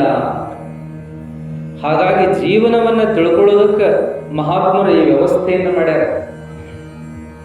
ಆದ್ರೆ ನಮಗಿದೇನು ಅನ್ಸಾಕತ್ತೈತಿ ಇತ್ತೀಚಿನ ಮಂದಿಗೆ ಅಂದ್ರೆ ಇದು ಟೈಮ್ ಪಾಸ್ ಅನ್ಸಾಕತ್ತೈತಿ. ಧಾರಾವಾಹಿ ಟೈಮ್ ಪಾಸ್ ಅನಿಸ್ಲಿಲ್ಲ, ಸಿನಿಮಾಗಳು ಟೈಮ್ ಪಾಸ್ ಅನಿಸ್ಲಿಲ್ಲ, ಕಟ್ಟಿ ಹರಟೆಗಳು ಟೈಮ್ ಪಾಸ್ ಅನಿಸ್ಲಿಲ್ಲ, ರಾಜಕೀಯ ಟೈಮ್ ಪಾಸ್ ಅನಿಸ್ಲಿಲ್ಲ, ಕುಡ್ತಾ ಟೈಮ್ ಪಾಸ್ ಅನಿಸ್ಲಿಲ್ಲ. ಇದು ಬಹಳ ಟೈಮ್ ಪಾಸ್ ಅನ್ಸಾಕ. ಇದೇನ್ರಿ 1 ತಾಸು ವೇಸ್ಟ್ ಅಂತ ನೋಡ್ರಿ. ಅದಕ್ಕಾಗಿ ದೊಡ್ಡ ಅಜ್ಜವ್ರಿದ್ದಾಗ ಬಹುಶಃ ಈ ಪ್ರಶ್ನೆ ಮಾಡ್ಯಾರ ಅವರು. ಬರ್ರಿ ವಾ ಸತ್ಸಂಗಕ್ಕೆ ಬರ್ರಿ, ಶಿವಾನುಭವ ಕೇಳ್ರಿ ಅಂತ ಹೇಳ್ಕೋತ ಏನಂದಾರಂದ್ರೆ, ನಾವೆಲ್ಲ ನಿಮಗೆ ಬರ್ರಿ ಅಂತೀವಿ ಖರೆ, ಬರುವಾಗ ನಿಮಗೆ ದಾರ್ಯಾಗ ಅಡ್ಡಗಟ್ಟರು ಏಸ್ ಮಂದಿ ಅದಾರ ಏನು ಅಜ್ಜರ ಭಾಷೆ ಒಳಗೆ ಹೇಳೋದು. ಬರುವಾಗ ದಾರ್ಯಾಗ ನಿಮಗೆ ಏಸ್ ಮಂದಿ ಅಡ್ಡಗಟ್ಟವರು ಅದಾರ ಏನು, ಎಲ್ಲಿ ಹೊಂಟಿ ಅಂತ, ಇಂತಲ್ಲಿ ಹೊಂಟಿನಿ ಅಂದ್ರೆ ಕೇಳಿ ಏನು ಮಾಡ್ತಿ ಅಂತ, ಕೇಳಿದ ಕಡೆ ಏನು ಉದ್ಧಾರ ಅಕ್ಕಿ ಏನಂತಾರೆ. ಏನು ಮಾಡಿ ಏನು ಮಾಡೋದೈತಿ, ಒಳ್ಳೆ ಕೇಳೋದು, ಮತ್ತು ನಿನ್ನ ಜೀವನ ನೀ ಮಾಡೋದಾದ್ರೆ ಯಾರು ಕೇಳೋದು, ಬಾ ಇಲ್ಲೇ ಕೊಡು ಮಾತಾಡೋಣ ಅಂತಾರ. ಹಿಂಗ ಒಳ್ಳೆ ಕೆಲ್ಸಕ್ಕೆ ಹೋಗಿವನ್ನಾರನ್ನು ತಡಿಯೋದು ಭಾಳ ಮಂದಿ, ಅದನ್ನು ತಡೆದು ಬರ್ತೀರಿ ಅಂದ್ರೆ ನಿಮ್ಮಂಥ ದೊಡ್ಡವ್ರು ಯಾರಿಲ್ಲ ಅಂತ ಅಜ್ಜವ್ರು ಬಳಸ್ಕೊಂಡು. ಈಗೂ ಹಂಗದ. ನಮ್ಮ ಕವಿಶೇಟ್ ಸರ್ ಹೇಳತ್ತಿದ್ರು 300 ಜನ ರಿಟೈರ್ ಆದವ್ರು ಅದಾರ್ರಿ ನಮ್ಮ ಊರಾಗ ಅಂತೇಳಿ. 300 ಜನ ಬಂದ್ರೆ ನಮ್ಮ ಜಗ ಸಾಲ ಇದೆ. 300 ಜನ ಬರ್ಬೇಕಲ್ಲ. ರಿಟೈರ್ ಆದ ಮೇಲೆ ಆ ಜೀವನ ವ್ಯರ್ಥ ಮಾಡಿಕೊಳ್ತಾರಲ್ಲ, ಬಹಳ ಕೆಟ್ಟ ಅನಿಸೋದು. ಕೊಡೋದೇನು ಬೇಡ, ಸುಮ್ಮನೆ ಕುಂತು ಕೇಳೋ ವ್ಯವಧಾನ ಏನಾದರೂ ಬೇಕಲ್ಲ, ಏನೋ ಮಾಡೋದು ಬೇಡ. ಇಷ್ಟು ಧಾರಾವಾಹಿ ಅಂಟ್ಕೊಂಡಿರ್ತಾರಂದ್ರೆ ಚೀಚಿ ಅನ್ಸ್ತದ. ಕೆಲವೊಂದು ಕಡೆ ನೋಡ್ಲಿಕ್ಕೆ ಭೇಟಿ ಆಗ್ಲಿಕ್ಕೆ ಹೋದಾಗ ಧಾರಾವಾಹಿ ಬಿಡಂಗಿಲ್ಲ, ಒಟ್ಟು ಸೌಂಡ್ ಕಡಿಮೆ ಇಡ್ತಾರೆ ವಿನಃ ಅದನ್ನು TV ಬಂದ್ ಮಾಡಂಗಿಲ್ಲ. ಯಾಕಂದ್ರೆ ಅಲ್ಲಿ ಏನಾತಂತ ನೋಡು. ಯಾಕ್ರಿ ಭಾಳ ಇಂಟ್ರೆಸ್ಟ್ ಪಟ್ಟು ನೋಡಾಕ್ತಿರಲ್ಲ, ಕತಿ ಮೊದ್ಲಿಂದ ನೋಡ್ಕೋತ ಬಂದಿರೇನ ಅಂದ್ರೆ, ಹ್ಞೂನ್ರಿ ನೋಡ್ಕೋತ ಬಂದೀವಿ, ದಿನ ರಾತ್ರಿ ಮತ್ತು 7 ರಿಂದ 8 ಇರತ್ತತ್ರಿ ಇದು. ಹಿಂಗೇನಂಗಾರ ಮತ್ತೆ ಈಗ ಹಗಲಿ ನೋಡಕತ್ತೀರಲ್ಲ, ಹ್ಞೂನ್ರಿ ಅದನ್ನ ಹೊಳ್ಳಿ ಹಾಕಿರ್ತಾನ್ರೆ ಇನ್ನೊಮ್ಮೆ ನೋಡಕತ್ತೀರಿ, ಅದನ್ನ ಇನ್ನೊಮ್ಮೆ ನೋಡೋದಂತ. ಅದು ಒಟ್ಟ ವ್ಯಾಸರ ಆಗೋದಿಲ್ಲ. ಒಂದು ದಿವಸ ಕೂತು ಪ್ರವಚನ ಕೇಳಿಲ್ಲ ಹಿರಿಯ. ಒಂದು ಕಾರ್ಯಕ್ರಮದಿಂದ ವೇದಿಕೆ ಬಿಟ್ಟು ಇಳಿಯಾತಿದ್ವಿ. ಅವ್ರು ಕಂಡ್ರು, ಮಾತಾಡಿಸಿದ್ವಿ. ಭಾಳ ಚಲೋ ಆತ್ರಿ ನಿಮ್ಮನ್ನು ನೋಡಿ, ಭಾಳ ಖುಷಿ ಆಯ್ತು, ಒಟ್ಟ ನೋಡಿದ್ದಿಲ್ಲ ಪ್ರವಚನದಾಗ ನಿಮ್ಮನ್ನ ಅಂದಿವು. ಇಲ್ಲಪ್ಪ ಇಲ್ಲೇ ಅಟ್ಟ ದೋಸ್ತರು ಒದರಿದ್ರು ಬಂದಿದ್ವಿ ಹಂಗೆ ಇವತ್ತು. ಭಾಳ ಚಲೋ ಆಯ್ತು, ಇವತ್ತರ ಬಂದ್ರೆ ಅಲ್ಲಿ ನಿಮ್ಗೆ ಭಾಳ ಸಂತೋಷ ಅಂದಿವಿ. ಕೇಳ್ಬೇಕ್ರಿಪ್ಪ ನಿಮ್ಮಂಥವ್ರು ಬರ್ಬೇಕು, ರಿಟೈರ್ ಆದವರು ಹಿರಿಯರು ಬರ್ಬೇಕು ಅಂದಾಗ, ಇಲ್ರಿ ನಿಮ್ಮ ಪ್ರವಚನ ಕೇಳಿವ್ರಿ, ನಾವು ಕೇಳಿವಿ ಎಲ್ಲ. ಇವತ್ತು ಆ ವಿಷಯ ಬಂತು ನೋಡ್ರಿ, ಅವಾಗ ಕೇಳಿದ್ವಲ್ಲ, ಇವತ್ತು ಆ ವಿಷಯ ಬಂತು, ಮತ್ತೆ ಕೇಳಿರ್ತೀವಲ್ಲ ಅಂತ ಹೇಳಿ. ಆದರೆ ಜನ ಕೇಳಿರ್ತೀವಲ್ಲ ಅಂತ ಅದನ್ನು ಕೈ ಬಿಡ್ತಾರೆ. ನೋಡೇ ಇದ್ರೂ ಒಳ್ಳೊಳ್ಳೆ ಅದೇ ಧಾರಾವಾಹಿ ನೋಡ್ತಾರೆ, ಒಳ್ಳೊಳ್ಳೆ ಅದೇ ಸಿನಿಮಾ ನೋಡ್ತಾರೆ, ಒಳ್ಳೊಳ್ಳೆ ಅದೇ ಕತೆ ಮಾತಾಡ್ತಿರ್ತಾರೆ ಊರೊಳಗೆ. ಇದು ಬೇಸರ ಆಗೋದಿಲ್ಲ. ಮತ್ತು ನಾವು ಪ್ರಬುದ್ಧರಾಗೋದು ಯಾವಾಗ? ಎಷ್ಟು ಮಬ್ಬಿರ್ತಾರಂದ್ರೆ ನೋಡ್ತಿರ್ತೀವಿ. ಭಾಳ ಅವ್ರು ಓದ್ಕೊಂಡವ್ರೆ, ಭಾಳ ದೊಡ್ಡ ಉದ್ಯೋಗದಲ್ಲಿರೋವ್ರೆ, ಗಳಿಸೋವ್ರೆ, ಎಲ್ಲ ಬರೋಬ್ಬರೇ ಶ್ರೀಮಂತರೇ. ಆದ್ರೆ ಪ್ರಜ್ಞೆ ಇರಲ್ಲ ಅವರಿಗೆ. ಹೆಂಗೆ ಬೇಕಂಗೆ ಜೀವನ ಮಾಡ್ತಿರ್ತಾರೆ. ಸೂಕ್ಷ್ಮತನ ಇಲ್ಲ. ಏನು ನೋಡಿ ಏನು ಮಾಡಬೇಕಾಗಿದೆ, ಯಾವ ಕ್ಷಣಕ್ಕೆ ಏನು ಮಾಡಬೇಕು, ಇದರ ಬರಿವೇನೇ ಇರೋದಿಲ್ಲ. ಹಾಗಾಗಿ ನಾವು ಏನೇನು ಅಂತ ಎಳೆ ಬಿಡಿಸಿ ಹೇಳೋದ್ರೊಳಗೆ ಆಗ್ತಿರೋದಿಲ್ಲ. ಇಷ್ಟರೊಳಗೆ ತಿಳ್ಕೋಬೇಕು ಯಾವ ಕ್ಷಣಕ್ಕೆ ಏನು ಮಾಡಬೇಕು, ನಾವು ಯಾರಿಗೆ ಹೆಂಗೆ ಸ್ಪಂದಿಸ್ಬೇಕಾಗ್ಯದ, ಯಾರಿಗೇನು ಹೇಳಬೇಕಾಗ್ಯದ, ಯಾವ ಮಾತಿಗೆ ಉತ್ತರ ಕೊಡಬೇಕಾಗ್ಯದ, ಯಾವ ಮಾತಿಗೆ ಮೌನವಾಗಿರ್ಬೇಕಾಗ್ಯದ ಅನ್ನೋದನ್ನು ತಿಳ್ಕೊಳ್ಳಿಕ್ರ ಏನು ಮಾಡ್ದಂಗೆ ಆಯ್ತು ಪ್ರಪಂಚದೊಳಗೆ. ಯಾಕೆ ಕುಟುಂಬದೊಳಗೆ ಜಗಳ, ಸಮಸ್ಯೆ, ಮನಸ್ತಾಪ, ಬೇಜಾರು ಯಾಕೆ ಹಂಗಾಕಾವ ಅಂದ್ರೆ ಹಿಂಗೆ ಮಾಡೋದಕ್ಕೆ ಬರೀ ನನಗೆ ನಾನೇ ಮುಖ್ಯ, ಯಾವುದೂ ಮುಖ್ಯ ಅಲ್ಲ. ನನಗೆ ತಿಳಿದದ್ದೇ, ನನಗೆ ಹೆಂಗೆ ಅನ್ನಿಸ್ತದ ಹಂಗೆ ಹಿಂಗೆ ಮಾಡ್ಕೋತ ಹೋಗೋದ್ರಿಂದ ಸೂಕ್ಷ್ಮತೆ ಇಲ್ಲ ಅಂದ್ರೆ, ಒಬ್ರನ್ನೊಬ್ರು ತಿಳ್ಕೊಳ್ಳಿಲ್ಲ ಅಂದ್ರೆ, ಅದಕ್ಕೆ ಹೊಂದ್ಕೊಂಡು ನಡ್ಕೊಳ್ಳಿಲ್ಲ ಅಂದ್ರೆ ಕುಟುಂಬಗಳು ಹೆಂಗೆ ಚಂದ ಹೋಗುತ್ತಾವ? ಮನಸ್ತಾಪಗಳು. ಅದಕ್ಕೆ ಶರೀಫರು ಮನೆಗೆ ಹೋಗಿ ತಂದೆ ತೀರ್ಕೊಳ್ಳೋ ಟೈಮ್ನಾಗ ಮನೆಗೆ ಹೋಗಿ ಅಲ್ಲಿ ತಂದೆ ತೀರ್ಕೊಂಡಾದ ಮೇಲೆ ಅವನು ಚಾಕರಿ ಮಾಡ್ಕೋತಿದ್ದು, ಮತ್ತು ಹಿರಿಯರು ಹೇಳಿದ ಪ್ರಕಾರ ಮದುವೆ ಆಗಿ ಮತ್ತು ಅಲ್ಲಿ ಹೆಂಡತಿ ತೀರ್ಕೊಂಡು, ತಾಯಿ ತೀರ್ಕೊಂಡು, ಹೆಂಡತಿ ತೀರ್ಕೊಂಡು, ಕೊನೆಗೆ ಅವರು ಹಳ್ಳಿ ಗುರುವಿನ ಸ್ಥಾನಕ್ಕೆ ಬಂದಾಗ ಗುರುಗಳು ಶರೀಫರನ್ನು ನೋಡ್ತಾರ, ದೌಡ್ ಬರ್ತಾ ಹಿಡಿಯಂಗಿಲ್ಲ. ಅವಾಗ ಯಾರು ಯಾರು ಅಂತಾರೆ ಗೋವಿಂದ ಭಟ್ರು. ಶರೀಫರು ನಾಯಪ್ಪ ನಾನು ಶರೀಫ ಅಂದಾಗ, ಏನೋ ಮಾರಾಯ ಹೆಂಗಿದ್ದಾವ ಹೆಂಗಾಗಿಯೋ ಹೆಂಗಿದ್ದಾವ ಹೆಂಗಾಗಿಯೋ ಮಾರಾಯ, ಉಳಿಪೇಟ ತಿಂದು ಕಲ್ಲು ಅದಂಗಾಗಿದ್ದಿಲ್ಲ. ನೋಡ್ರಿ, ಅವರು ಆತ್ಮಶುದ್ಧವಾಗಿ ನಿಂತ್ಕೊಂಡಿದ್ರು, ಸಾಧನ ಬಿಟ್ಟಿರ್ಲಿಲ್ಲ. ಅದಕ್ಕೇನಂದ್ರೆ ಅವರಿಗೆ ಉಳಿಪೇಟ ತಿಂದು ಕಲ್ಲು ಅದಂಗಾಗಿಯಲ್ಲ ಅಂದ್ರು. ನಾವ್ಯಾರು ಹೋಗಿ ನಿಂತಿದ್ವಿ ಅಂದ್ರೆ ಏನಂತಿದ್ರು, ಏನಪ್ಪ ಬೆಂಕಿಯಾಗಿ ಬಿದ್ದು ಬದ್ನಿಕಾಯಿ ಆಗಿಯಲ್ಲ ಅಂತಿದ್ರು ನಮಗೆಲ್ಲ. ಪ್ರಪಂಚ ಮಾಡಿದವ್ರಿಗೆ ನೋಡ್ರಿ, ಗೆಲುವೇ ಇಲ್ಲ, ಮುಖದೊಳಗೆ ಉತ್ಸಾಹ ಇಲ್ಲ, ಜೀವನದ ಬಗ್ಗೆ ಪ್ರೀತಿ ಇಲ್ಲ. ಏನೋ ಇನ್ನೊಂದಿಷ್ಟು ದಿವಸ ಕಳೆದು ಬಿಡುದು ಅನ್ನೋ ಹಂಗ. ಎಂದಾಗ್ಯಾವ ವಯಸ್ಸು, ಇನ್ನೇನು ಹಾಕಾವ, ಮಾಡುದು ಮಾಡೇವಿ ಸಾಕಿನ್ನ. ಮಕ್ಕಳಿಗೆ ಹೋಗ್ಸೇವಿ, ಅವ್ರು ಹೆಂಗಿರ್ತಾರಿಲ್ವಲ್ರಕ್ಕ, ನಮ್ದು ಹೆಂಗೆ ಆಕೈತಿ. ಬರೀ ನಿರಾಸೆಯ ಮಾತುಗಳನ್ನು ನಾವು ನೋಡ್ತೀವಿ, ಉತ್ಸಾಹನೇ ಇಲ್ಲ. ಒಬ್ಬೊಬ್ರು ಹೇಳ್ತಿರ್ತಾರೆ ಹಿರಿಯರು, ಎಷ್ಟು ಆಕ್ಟಿವ್ ಇರ್ತಾರೆ ಅಂದ್ರೆ 80 ಆದ್ರೂ ಆಕ್ಟಿವ್. ಏನ್ರಿ ನಿಮ್ಮ ಆರೋಗ್ಯದ ಗುಟ್ಟೇನು ಅಂತ ನಮ್ಮ ಸರ್ಗೆ ಕೇಳಿದಾಗ ಹೇಳಿದ್ರೆ, ನಿಮ್ಮ ಆರೋಗ್ಯದ ಗುಟ್ಟೇನು ಅಂದ್ರೆ ನಾನು ಅಶ್ವಗಂಧಿ ತಗೋತೀನಿ ಅಂತ. ಬಹುಶಃ ಅಶ್ವಗಂಧಿ ತಗೊಳ್ಳೋರು ಬಹಳ ಜನ ಇರಬಹುದು. ಅಶ್ವಗಂಧ ತಗೊಳ್ಳೋರಿಗೆಲ್ಲ ಆ ಪುಷ್ಟಿ, ಆ ಉತ್ಸಾಹ ಇರಲ್ಲ. ಜೀವನೋತ್ಸಾಹ ಅನ್ನೋದು ಮನಸ್ಸಿನಾಗಿರ್ಬೇಕು, ಅಶ್ವಗಂಧದೊಳಗಲ್ಲ. ನಾವೇನ್ ಮಾಡ್ತೀವಿ ಅಂದ್ರೆ, ಈಗ ಡಾಕ್ಟರ್ ಏನ್ ಹೇಳ್ತಾರೆ ಎಲ್ಲ ತಗೋತೀವಿ. ಶಕ್ತಿ ಬರೋದಕ್ಕೆ ಏನ್ ಬೇಕು ಹೇಳ್ರಿ ಸರ್, ಏನ್ ಬೇಕು ಹೇಳ್ರಿ ಸರ್, ಚವಿನಪ್ರಾಶ್ ತಗೊಳ್ರಿ, ಬಾದಾಮಿ ತಿನ್ರಿ ನೆನೆಸಿ, ನೆನೆಸಿದ ಕಡ್ಲಿ ತಿನ್ರಿ, ಶೇಂಗಾ ತಿನ್ರಿ, ತಪ್ಪಲ್ ಪಲ್ಯ ತಿನ್ರಿ, ಹಣ್ಣು ತಿನ್ರಿ, ಅವ್ರು ಏನ್ ಹೇಳ್ತಾರೆ ಎಲ್ಲ ಮಾಡ್ತೀವಿ. ಇದೊಂದು ಟಾಣಿಕ್ ಬಂದದ್ದು ತಗೊಳ್ರಿ, ವಾಕಿಂಗ್ ಮಾಡ್ರಿ, ಎಲ್ಲ ಮಾಡ್ತೀವಿ. ಇವನ್ನೆಲ್ಲ ತಗೋತೀವಿ, ಔಷಧ ಎಲ್ಲ ನುಂಗ್ತೀವಿ, ಟಾಣಿಕ್ ಎಲ್ಲ ಕುಡಿತೀವಿ, ಏನ್ ಹೇಳ್ತಾರೆ ಎಲ್ಲ ತಿಂತೀವಿ. ಆದ್ರೆ ಮನಸ್ಸಿನಾಗನ ಉತ್ಸಾಹ ಇಲ್ಲಂದ್ರೆ ಇವೇನ್ ಮಾಡ್ತಾವ? ಚವಿನಪ್ರಾಶ್, ನೆನೆಸಿದ ಕಾಳ, ಇವೇನ್ ಕೆಲಸ ಮಾಡೋದು? ಮನುಷ್ಯನಾಗ ಉತ್ಸಾಹ ಇರಬೇಕಲ್ಲ, ಏನು ತಿಂದರೂ ಉತ್ಸಾಹ ಇರಬೇಕಲ್ಲ ನಮಗೆ. ಅದಕ್ಕಾಗಿ ಜೀವನೋತ್ಸಾಹವನ್ನು ನಾವು ಬೆಳೆಸ್ಕೊಳ್ಬೇಕು.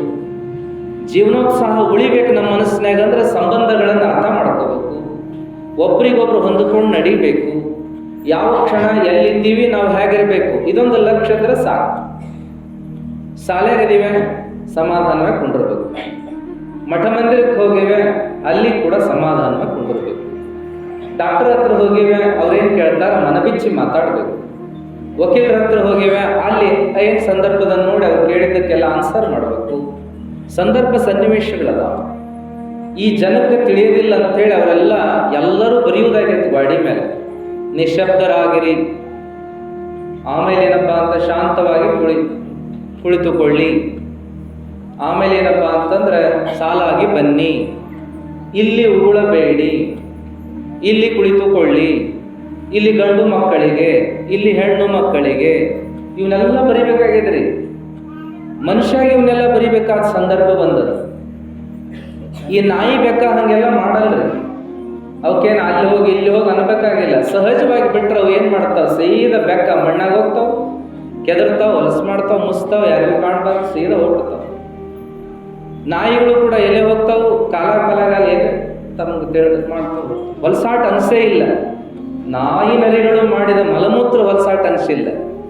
ಆದ್ರೆ ಮನುಷ್ಯ ಮಾಡಿದ್ದು ಎಷ್ಟು ಹೊಲಸಾಟ ಅನಿಸ್ತದಂದ್ರೆ ಮನುಷ್ಯ ಏನಪ್ಪ ಇವ, ತಿಳುವಳಿಕೆನ ಇಲ್ಲಲ್ಲಿ ಇವಂಗ ಅಂತೇಳಿ. ತಿಳುವಳಿಕೆ ಬರಬೇಕು ನಮಗೆಲ್ಲ. ಏನು ಓದಿದ್ರೇನು, ಏನು ಕೇಳಿದ್ರೇನು, ಏನು ಮಾಡಿದ್ರೇನು, ತಿಳುವಳಿಕೆನ ಇಲ್ಲ ನಮಗೆ. ಹೆಂಗೆ ನಡ್ಕೊಳ್ಬೇಕು ಅನ್ನೋದ ಬರಲಿಲ್ಲ ಅಂದ್ರೆ, ಹಾಗಾಗಿ ನಾವೆಲ್ಲರೂ ಗುರುಗಳ ಹತ್ರ ಬರಬೇಕು.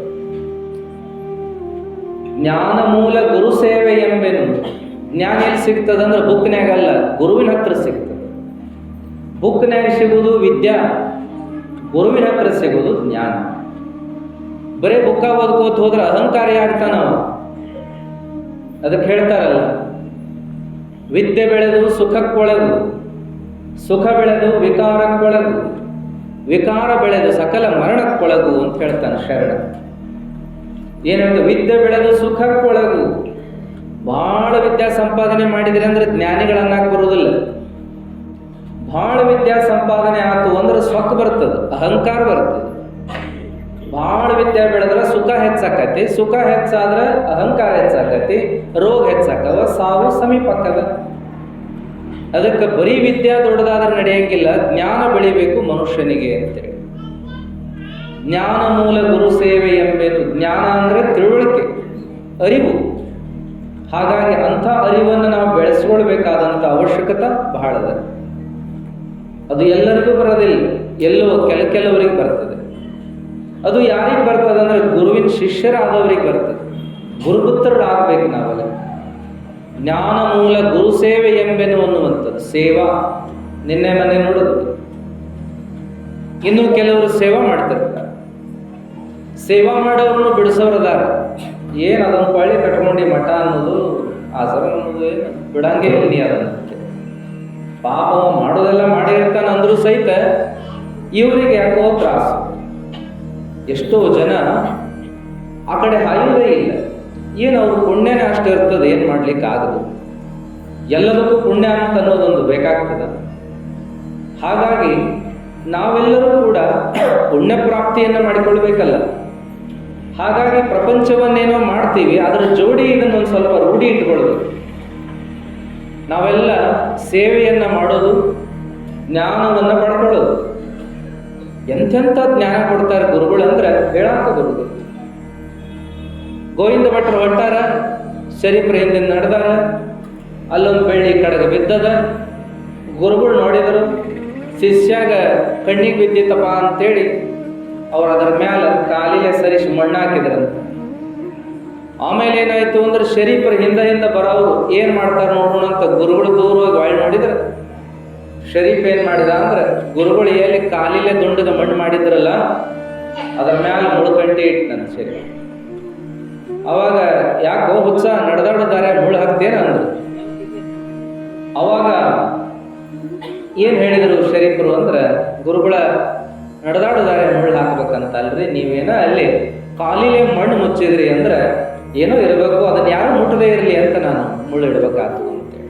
ನೋಡ್ರಿ, ಇದಕ್ಕೆ ಸೂಕ್ಷ್ಮತ ಅಂತ.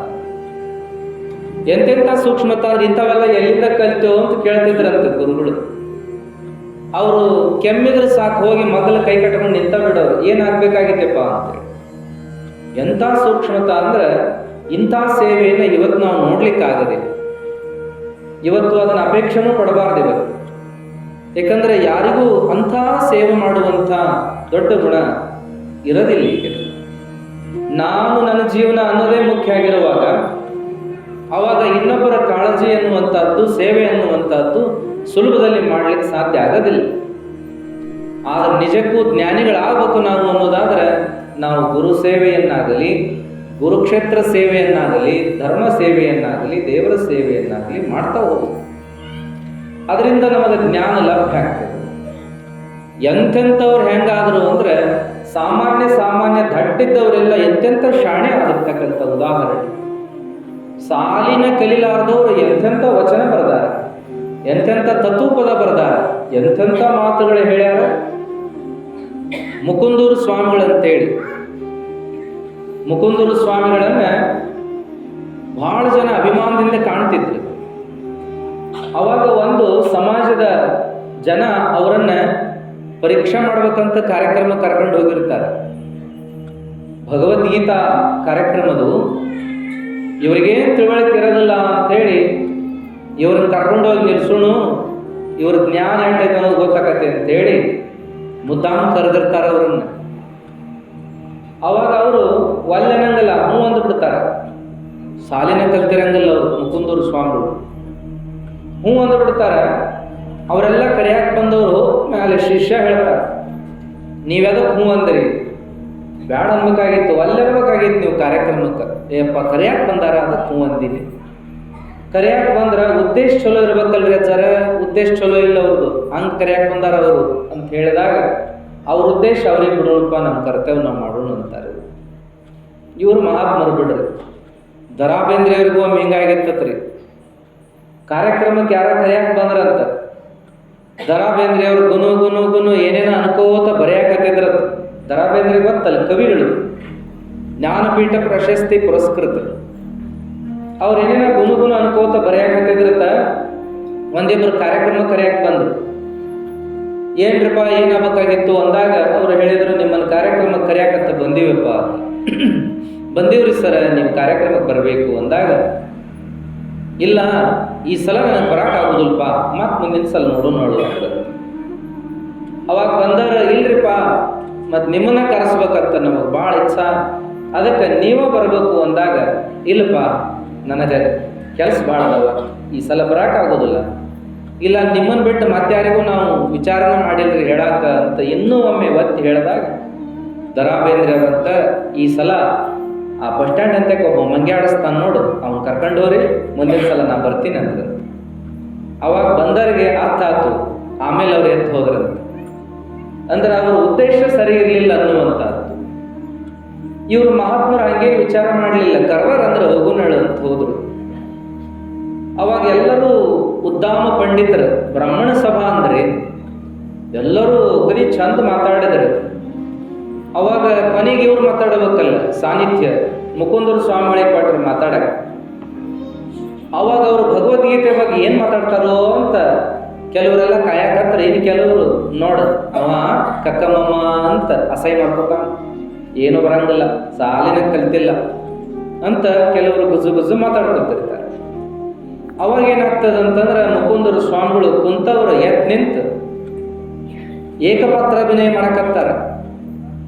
ಒಮ್ಮೆ ಶ್ರೀಕೃಷ್ಣನ ಮಾತು ಹೇಳುವಾಗ ಶ್ರೀಕೃಷ್ಣನ ಗತೆ, ಚಕ್ರ ಹಿಡಿದ್ರ ಗತೆ ನಿಂತು ಮಾತಾಡ್ತಾರ. ಅರ್ಜುನ ಗತೆ ಮಾತಾಡುವಾಗ ಕೆಳಗೆ ಕುಂತು ಕೈ ಮುಕ್ಕೊಂಡು ಅರ್ಜುನ ಗತೆ ಹೇಳ್ತಾರೆ. ಯಥಾವತ್ ಶ್ಲೋಕದಾಗ ಇದ್ದಂಥದ್ದನ್ನ ಶ್ಲೋಕ ಹೇಳಕ್ ಬರೋದಿಲ್ಲ, ಶ್ಲೋಕದಾಗ ಏನು ಹೇಳತ್ತಾರಲ್ಲ ಅದನ್ನೆಲ್ಲ ಆಡು ಭಾಷೆ ಒಳಗೆ ಆ ವೇದಿಕೆ ಮ್ಯಾಗ ಹೇಳ್ತಾರ. ಅವಾಗ ಕುಂತವ್ರಿಗೆಲ್ಲ ರೋಮಾಂಚನ ಆಗ್ತತಿ. ಅವಾಗ ಎಲ್ಲರೂ ಎದ್ದು ನಿಂತು ಚಪ್ಪಾಳೆ ತಟ್ಟ, ಯಾರು ಅಸಹ್ಯ ಮಾಡ್ಬೇಕಂತ ಕರೆದಿರ್ತಾರ ಅವ್ರು ಸಹಿತ ಎದ್ದು ನಿಂತು ಚಪ್ಪಾಳೆಯನ್ನು ತಟ್ಟಾಕತ್ತಾರ. ಅವಾಗ ಅವ್ರ ಶಿಷ್ಯ ಹಿಂದೆ ಕೂತ್ ಕೇಳ್ತಿರ್ತಾನಲ್ಲ, ಅವನ್ದು ಭಾಳ ಖುಷಿ ಆಕತಿ. ಅಜ್ಜವ್ರು ಏನಪ್ಪ ಏನೂ ಗೊತ್ತಿಲ್ಲ ಮಾಡಿದ್ನ ಭಗವದ್ಗೀತಾದ್ದು ಕೆಟ್ಟ ಚಂದ ಹೇಳಿಬಿಟ್ರಲ್ಲ ಅಂತೇಳಿ ಕುಂತರಿಗೆಲ್ಲ ಅರ್ಥ ಆಯ್ತು. ಪಂಡಿತರ ಭಾಷಣ ಅರ್ಥ ಆಗಿಲ್ಲ ಅಂದ್ರೂ ಸಹಿತ ಈ ಗುರುಗಳು ಮಾತು, ಹಾವಭಾವ, ಅಭಿನಯ ಎಲ್ಲ ಅರ್ಥ ಆಯ್ತು ನೋಡು ಅಂತೇಳಿ ಭಾಳ ಖುಷಿ ಪಟ್ಟಿದ್ರಂತ. ಹಿಂಗ ನಡೀತಿರ್ತಾವ ಅನ್ನುವಂಥದ್ದು. ಜ್ಞಾನ ಮೂಲ ಗುರುಸೇವೆ ಎಂಬೇನು. ಗುರುಸೇವೆ ಮಾಡೋ ಮೂಲಕ ಜ್ಞಾನ ಬರ್ತದ. ಅವ್ರೇನು ಓದ್ಲಿ ಬಿಡ್ಲಿ ಆ ಪ್ರಶ್ನೆ ಇಲ್ಲ. ಮಹಾತ್ಮರೆಲ್ಲರೂ ಓದೇ ಎಲ್ಲರೂ ಹೇಳ್ತಾರಂತೇನಿಲ್ಲ. ಓದ್ಲಾರ್ದೇನೆ ಎಷ್ಟೋ ಜನ ಮಹಾತ್ಮರು ವಚನಗಳನ್ನು ಬರೆದರು, ಶಾಸ್ತ್ರಗಳನ್ನು ಬರೆದರು, ಪುರಾಣಗಳನ್ನು ಬರೆದರು, ಕಾವ್ಯಗಳನ್ನು ಬರೆದರು. ಹಾಗಾಗಿ ನಾವೆಲ್ಲ ಏನು ಮಾಡಬೇಕಾಗಿದೆ ಅಂದರೆ, ತಿಳುವಳಿಕೆ ಬೇಕು, ಜ್ಞಾನ ಬೇಕು ಅಂದರೆ ಗುರುಸೇವೆಯನ್ನು ಮಾಡಬೇಕು. ಒಳ್ಳೇದಾಗಬೇಕು ಅಂದರೆ ಗುರುಸೇವೆಯನ್ನು ಮಾಡಬೇಕು. ಚನ್ನವೀರ ಶರಣರು ಏನು ಮಾಡಿದ್ರು ಅಂದ್ರೆ, ಒಬ್ಬರ ಮನ್ಯಾಗ ಪೂಜಾಕ್ಕೆ ಹೋಗಿದ್ರು. ಆ ಊರ ಕೋನಾಪುರ ಅಂತೇಳಿ. ಆ ಊರಿಗೆ ಹೋಗಿ ಅವರು ಭಕ್ತರ ಮನೆಯೊಳಗೆ ಪೂಜೆ ಮಾಡ್ಕೊಳತ್ತಿದ್ರು. ಹಂಗ 4-6 ದಿನ ಉಳಿದ್ರೆ ಅವ್ರ ಮನ್ಯಾಗ ಇವ್ರ ಮನ್ಯಾಗ ಅಂತ ಒಬ್ಬರು ರೆಡ್ಡಪ್ಪ ಅನ್ನೋರ ಮನ್ಯಾಗ ಪೂಜೆ ಮಾಡ್ಕೊಂಡ್ರಿ. ಇವತ್ತು ನಾಳೆ ಹಿರೇಮಠದ ಮುರುಗೈನವ್ರ ಮನ್ಯಾಗ ಪೂಜಾಕ್ಕೆ ಬಾದ್ರ. ಹಂಗ ಪೂಜೆ ಮಾಡೋ ಹೊತ್ನ್ಯಾಗ ಪೂಜಾಕ್ಕಿಂತ ಮೊದಲು ಸ್ನಾನ, ಆಮೇಲೆ ಏನಪ್ಪಾ ಅಂದ್ರೆ ಗದ್ದಿಗೆ ಮ್ಯಾಗ ಕುಂತು ಪೂಜಾ ಗೀಜಾ ಇತ್ಯಾದಿ. ಭಾಳ ಜನಕ್ಕೆ ಸ್ವಾಮಿಗಳನ್ನು ಕರೆಸಿದವ್ರಿಗೆ ಗೊತ್ತಿರ್ತದೆ. ಆದ್ರೆ ಪಾತ್ ಪೂಜೆ ಮಾಡ್ಕೊಳ್ಳೋದೇ ಈ ಕಡೆ ಭಾಗಕ್ಕೆ ಹೆಚ್ಚು ರೂಢಿ ಅದ. ಕೆಲವರು ಮನ್ಯಾಗ ಗುರುಗಳನ್ನ ಪೂಜೆಗಂತಲೇ ಕರೀತಾರೆ. ನಮಗೆಲ್ಲ ಕೆಲವರು ಧಾರವಾಡ ಸಂಶಯ ಕಡೆ ಅಜ್ಜರ್ ನಮ್ಮ ಮನ್ಯಾಗ ಬರೇ ಪಾತ್ ಪೂಜೆ ಅಲ್ರಿ, ನಮ್ಮ ಮನ್ಯಾಗ ಲಿಂಗ ಪೂಜೆನೂ ಆಗ್ಬೇಕ್ರಿ ಅಂತ ಕೇಳೇ ಕರೀತಾರೆ. ಆಗಲ್ರಿಪ್ಪ, ಹಂಗಾಗಲಿ ಅಂತ ನಾವು ಹೋಗಿರ್ತೀವಿ. ಈ ಶರಣರು ಲಿಂಗ ಪೂಜೆ ಮಾಡ್ಕೊಂಡೆ, ಸ್ನಾನ ಪೂಜೆ ಮಾಡ್ಕೊಂಡೆ ಅವರು ಮುಂದಿನ ಪ್ರಸಾದ ವ್ಯವಸ್ಥೆ ಮಾಡ್ಕೊಂತಿರ್ತಾರ. ಒಂದಿನ ಇವ್ರ ಮನೆಗೆ ಹೋದಾಗ ಏನಾಯ್ತು ಅಂದ್ರೆ, ಸ್ನಾನ ಮಾಡಿ ಹೊರಗೆ ಬಂದರು, ಭಾವಾವೇಶಕ್ಕೆ ಒಳಗಾಗ್ಬಿಟ್ರು. ಒಲೆಯಾಗ ಏನು ನೀರು ಕಾಸಾಕ ಒಲೆ ಗುರಿಗೆ ಹಾಕಿದ್ರು. ಉರಿಯೆಲ್ಲ ಆರಿದ ಮೇಲೆ ನಿಗಿ ಕ್ಯಾಂಡಿತ್ತು ಒಲೆಯಾಗ. ಇವ್ರು ಪೂಜಾಕ್ಕೆ ಹೋಗೋದು ಬಿಟ್ಟು ಏನು ಮಾಡಿದ್ರ ಅಂದ್ರೆ, ಒಲೆಯಾಗ ಕೈ ಹಾಕಿ ಕ್ಯಾಂಡ ತಗೊಂಡ್ರು. ಕೈ ತುಂಬ ಕೆಂಡ ತಗೊಂಡು ಅವ್ರ ಮೈ ತುಂಬ ಉಕ್ಕೋ ಅಂತ ಹಿತ್ತಲ ಬಾಗಿಲಿಂದ ತಲಬಾಗಿಲಿಗೆ ಹಿತ್ತಲ ಬಾಗಿಲಿಗೆ ಓಡಾಡಿದ್ರು. ಮನ್ಯಾಗಿರೋರಿಗೆಲ್ಲ ಭಯ ಬಂದಂಗಾತು. ಏನಪ್ಪ ಇದು ಗುರುಗಳು ಪೂಜಾಕ್ಕೆ ಬರಲಿಲ್ಲ, ಸ್ನಾನ ಮಾಡಿದವ್ರ ಒಮ್ಮೆ ಒಲೆಯಾಗಿನ ಕ್ಯಾಂಡ ತೊಗೊಂಡು ತೂರಾಡ್ಕೊಂಡು ಮನ್ಯಾಗೆಲ್ಲ ಯಪ್ಪ ಅಂದ್ರು. ಅವಾಗ ಅವ್ರ ಮನೆಯವರು ಬಸಮ್ಮ ಏನಕತೆ ನಮಗೆ ಗುರುಗಳು ಭಾವಾವೇಶಕ್ಕೆ ಒಳಗಾಗ್ಯಾರ, ಪೂಜಾಕ್ಕೆ ಬರೋದು ಬಿಟ್ಟು ಅವರು ಕೆಂಡ ತಗೊಂಡು ತೂರಾಡ್ಲಿಕ್ಕತ್ತಾರ, ಮನೆ ತುಂಬ ಏನಕತ್ತೇನೋ ಅನ್ನುವಾಗ ಅವಾಗ ಶರಣರು ಶಾಂತವಾಗಿ ಕೂತ್ಕೊಂಡ್ರು. ಪೂಜಾ ಕೂತ್ಕೊಂಡ್ರು. ಪೂಜಾ ಮುಗಿದ ಮೇಲೆ ಮಾತಾಡಿದ್ರು. ಯಾಕವ್ವ ಬಸವ ಏನು ಚಿಂತೆ ಮಾಡಿದೇನ, ಹಿಂಗೆ ಯಾಕಾತಂತೇಳಿ. ಏನಿಲ್ಲಪ್ಪ ಅಂತ ಕೈ ಮುಗಿದ್ರು ಅವರು. ಏನು ಚಿಂತೆ ಮಾಡಕ್ಕೆ ಹೋಗ್ಬೇಡ್ವೆ, ನಿಮ್ಮ ಮನೆ ಉದ್ಧಾರಕ್ಕೆ ಹೋಗೋಣ. ಹೆಂಗಪ್ಪ ಅಂತಂದಾಗ ಏನಿಲ್ಲ, ನಿಮ್ಮ ಮನ್ಯಾಗಿರೋ ಕೆಲವು ದೋಷ ಎಲ್ಲ ಕಳೆದು ಬಿಟ್ಟಿವಿ ಈಗ ನಾವು. ನಾಳೆಯಿಂದ ನಿನ್ನ ಶುಭ, ಇನ್ನು ಮುಂದಿನ ಸಲ ಬಂದಾಗ ನೋಡಿ ನೀನ ಹೇಳ್ತೀಯ ಅಂತ. ಅವಾಗ ಆಗ್ಲಪ್ಪ ನೀನು ಬಾಗರಿಕೆ ಹಂಗಾದ್ರೆ ಭಾಳ ಚಲೋ ಅಂತ ಹಾಕ್ಯಾರ. ಸಾಧಾರಣ ಇದ್ದಂಥ ಕುಟುಂಬ ಭಾಳ ಚಲೋ ಬೆಳೀತು. ಎಂಥ ಚಲೋ ಬೆಳವಣಿಗೆ ಆಯ್ತು ಅಂದ್ರೆ ಗುರುಗಳು ಪಾದಿಟ್ಟದ್ದು, ಪೂಜೆ ಮಾಡಿಕೊಂಡದ್ದು, ಮನೆ ತುಂಬ ಕೆಂಡ ತೂರಾಡಿದಂಥ ಪ್ರಸಂಗವನ್ನ ಅವರು ಇಂದಿಗೂ ಕಣ್ಕಟ್ಟಿ ಇರಂಗ ಮನೆಯನ್ನವರು ಹೇಳ್ತಾರೆ. ಹಾಗಾಗಿ ಕೋನಾಪುರ ಗ್ರಾಮದೊಳಗೆ ಅದೊಂದು ವಿಶೇಷವಾದ ಪ್ರಸಂಗ ಅಂತೇಳಿ. ಆಮೇಲೆ ಇನ್ನೊಂದು ಮನೆ ವೆಂಕಮ್ಮ ಉಪ್ಪಾರ ಅಂತೇಳಿ, ಅವ್ರ ಮನೆಗೆ ಪೂಜಾಕ್ಕೆ ನಾಳೆ ಅವ್ರ ಮನೆಗೆ ಹೋಗ್ಬೇಕಪ್ಪ, ಗುರುಗಳ ಹೇಳಿ ಹೋಗ್ತಿರ್ತಾರೆ ನಾಳೆ ಅವ್ರ ಮನೆಗೆ ಅಂತೇಳಿ. ಅವಾಗ ವೆಂಕಮ್ಮ ಅಜ್ಜರತ್ತೆಗೆ ಬಂದು ಹೇಳಿದ್ಯಪ್ಪ, ಸಂಬಂಧಿಕರ ಊರಾಗ ಮದುವೆ ಐತಿ, ಮತ್ತು ಸಂಬಂಧಿಕರದ ಮದುವೆ, ನಾನು 2 ದಿವಸ ಮುಕ್ಕಟ್ಟು ಹೋಗ್ಬೇಕು, ಮುಗಿಸ್ಕೊಂಡು ಬರ್ಬೇಕು, ಹಾಗಾಗಿ ಮತ್ತು ಪೂಜಾ ಇನ್ನೊಮ್ಮೆ ಇಟ್ಕೊಂಡ್ರೆ ನಡಿತೈತೇನಪ್ಪ ಅಂದಾಗ, ಅಲ್ಲ ಮತ್ತು ಮನೇಶ್ ಮಂದಿಯೆಲ್ಲ ಹೋಗ್ಕೇರೇನುವ ಅಂತಾರೆ. ಹೌದಪ್ಪ, ನಾನು ನಿಲ್ಲಬೇಕಾಗಿತ್ತು, ದನಕಾರ ಬೇರೆ ಅದಾವ ಮನ್ಯಾಗ, ಹೆಂಗೆ ಏನಂತ ವಿಚಾರ ಮಾಡಕತ್ತೀನಿ, ಮತ್ತು ಎಲ್ಲರೂ ಇದ್ದಾಗ ಪೂಜಾ ವ್ಯವಸ್ಥೆ ಮಾಡಬೇಕು ಅಂತ ಮಾಡೀನಿ ಅಂದಾಗ ಅಜ್ಜರಂದ್ರು, ಯವ್ವ ನನ್ನ ಮ್ಯಾಗ ಮನೆ ಬಿಟ್ಟು ಹೋಗ್ಬಿಡ್ಬನ್ನಿ, ನಿನ್ನ ದನಕಾರ ನಾನು ನೋಡ್ಕೊತನು, ನಿನ್ನ ಮನ್ಯಾಗ ನೀ ಬರ್ತಕ್ಕ ಪೂಜಾ ಮಾಡ್ಕೊಂಡಿರ್ತನು. ಯಪ್ಪ ನಿಮಗೆ ಒಪ್ಸ್ ಹೋಗೋದಂದ್ರೆ ಹೆಂಗ ಅಂತ, ಏನು ವಿಚಾರ ಮಾಡಬೇಡ್ಬೇ ಹೋಗ್ಬಾ ಅಂತಂದು ವೆಂಕಮ್ಮನ ಕಳಿಸ್ತಾರೆ. 2 ದಿನ ಅಲ್ಲೇ ಪೂಜಾ ಮಾಡ್ಕೋತ, ಅವರ ದನ ಕಾಯ್ತಾರ, ಅವರ ಸಗಡಿ ತೆಗಿತಾರ, ಅವರ ಮನೆಗೆ ಕಸ ಹೊಡಿತಾರ, ಅಡಿಗೆ ಮಾಡ್ಕೊಂತಾರ, ಬಾಂಡೆ ತಿಕ್ಕಂತಾರ, ಮಾಡ್ಕೊಂಡು ಅವರೇ 2 ದಿನ ಅವ್ರ ಮನ್ಯಾಗ ಹೊಡಿತಾರ. ಎಲ್ಲರಿಗೂ ಆಶ್ಚರ್ಯ. ಶರಣರು ನೋಡ್ರಿ ಅವ್ರ ಮನೆ ಬಾಗ್ಲ ಕಾಯಕತ್ತಾರು, ಅವ್ರ ಮನೆಯಾಗಿದ್ದು ಸೇವೆ ಮಾಡತ್ತಾರು ಅಂತೇಳಿ ಜನ ಮಾತಾಡ್ಕೊಂಡ್ರು. ಶರಣರು ಆನಂದವಾಗಿದ್ರು. ಮದುವೆ ಕಾರ್ಯ ಮುಗಿಸಿ ಅವರೆಲ್ಲ ಬಂದ್ರು ಮನೆ ಅನ್ನಾರು. ಅವಾಗ ಯಪ್ಪ ಏನೇನು ಮಾಡ್ಕೊಂಡ್ರು, ಏನಾಯ್ತು, ನಿಮ್ಮ ಮ್ಯಾಲೆ ಬಿಟ್ಟು ಹೋಗೋದಾತ್ಲ, ನನಗೆ ಭಾಳ ಹಳಹಳಿ, ನಾ ಹೋಗಿನಂದ್ರು ಸಹಿತ ಲಕ್ಷ ಎಲ್ಲ ಇಲ್ಲೇ ನೋಡಿ ನಂದು ಅಂತ ವೆಂಕಮ್ಮಂದಾಗ, ಏನಿಲ್ವಾ ಎಲ್ಲ ಚಲೋ ಆಯ್ತು, ಸಮಾಧಾನಕರವಾಗಾಯ್ತು, ಮತ್ತು ನಿನ್ನ ಪುಣ್ಯ ಏನು ಅನ್ಬೇಕೋ ಏನೋ, ಲಿಂಗಯ್ಯ 3 ದಿನ ನಿನ್ನ ಮನ್ಯಾಗ ಆನಂದವಾಗಿತ್ತು ನೋಡುವ ಅಂದ್ರಂತ. ಆಮೇಲೆ ಏನಾಯ್ತು ಅಂದ್ರೆ ಜಗಲಿ ಮ್ಯಾಗಿಟ್ಟು ಪಣತಿ ಕರೆಕ್ಟ್ ತೋರಿಸಿದ್ರಂತ. ಇದನ್ನ ನೀನ ಹಚ್ಬೇಕು, ಆ ದಿನ ಯಾರ ಕೈಲಿ ಹಚ್ಚಿಸ್ಬೇಡ, ಪಣತಿ ನೀನ ಹಚ್ಬೇಕು, ಮತ್ತು ಎಣ್ಣೆಯನ್ನು ಹಾಕಕ್ಕೆ ಹೋಗ್ಬೇಡ, ಹಾಕಿ ತರಗಡದ, ಮತ್ತು ಅದನ್ನು ಹುಷಾರಲ್ಲೇ ನೋಡ್ಕೊಳುವ ಅಂತ ಹೇಳಿದ್ರು.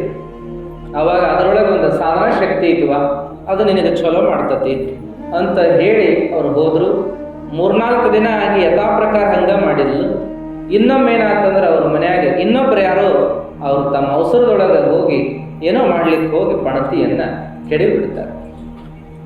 ಅವಾಗ ವೆಂಕಮ್ಮ ಏನಾತು ಅಂತ ಬಂದಾಗ, ದೇವ್ರ ಮನೆಯಾಗ ಏನು ಸಾಪಳೋದು ಅಂತ ಬಂದಾಗ, ಇವರು ಕೆಡಿವಿದವರು ಗಾಬರಿಲಿ ಆ ಎಣ್ಣಿನರ ಬಳದು ಬಾಳಿ ಪಣತಿಗೆ ಹಾಕ್ಬೇಕಂತ ಅದನ್ನ ಕೈಲಿ ಹಿಂಗೆ ಬಳದು ಪಣತಿಗೆ ಒರ್ಸಕ್ಕೆ ಹೋದ್ರೆ ಸಾಧ್ಯ ಆಗಲಿಲ್ಲ.